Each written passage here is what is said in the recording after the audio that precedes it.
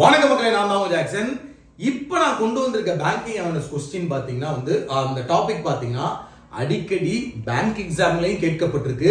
Interview போனாலே maximum இந்த question நம்ம பேனல் மெம்பர்ஸ் கேட்டுருவாங்க. அதை தான் நம்ம இன்னைக்கு பார்க்க போறோம்.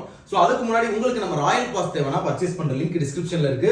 ஆஃபர் போட்டிருக்கோம். 6 மந்த்துக்கு 599, அது மாதிரி 12 மந்த்துக்கு 899. ஸோ இதை யூட்டிலைஸ் பண்ணிக்கோங்க, பர்ச்சேஸ் பண்ணிக்கோங்க. ஸோ என்ன அப்படின்னு பார்த்தீங்கன்னா inoperative versus inactive versus inoperative account.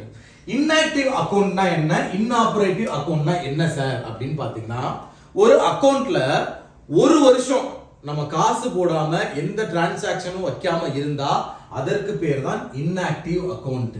12 month or 1 year ஒரு அக்கௌண்ட்டை நம்ம யூஸ் பண்ணாமே வச்சிருக்கோம்னா அதற்கு பேர் தான் இன்ஆக்டிவ் அக்கௌண்ட்னுவாங்க. அப்ப இன்ஆபரேட்டிவ் அக்கௌண்ட்னா என்ன sir? 24 month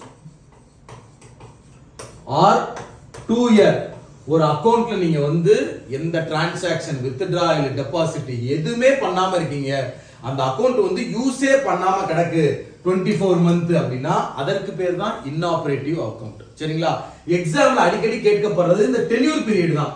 inactive அக்கௌண்டோட tenure period என்ன, இன்ஆபரேட்டிவ் அக்கௌண்டோட டென்யூர் பீரியட் என்ன அப்படின்னு கேட்பாங்க. சரிங்களா?